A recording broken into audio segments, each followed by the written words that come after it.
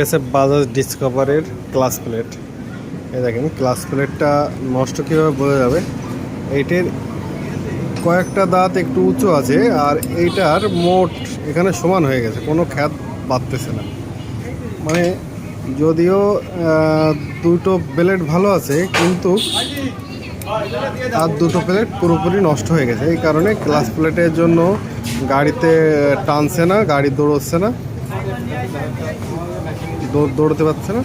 আমরা তারপরে এইটাকে এখন আমরা সেট করব নতুন ক্লাস প্লেট দিয়ে।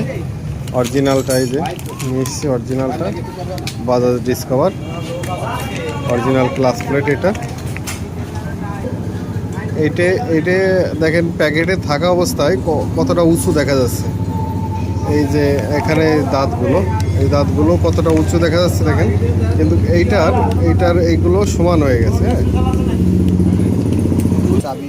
এই যে এখানে কোনো খ্যাত কিন্তু এখানে দেখতে পাচ্ছেন, কোনো খ্যাত কিন্তু ইয়া নাই, উঁচু নাই।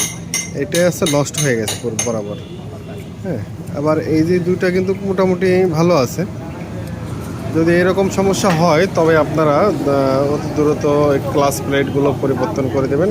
গাড়ির পারফরমেন্স আবার জায়গায় চলে আসবে। ধন্যবাদ। ভিডিও ভালো লাগলে সাবস্ক্রাইব করে দেবেন।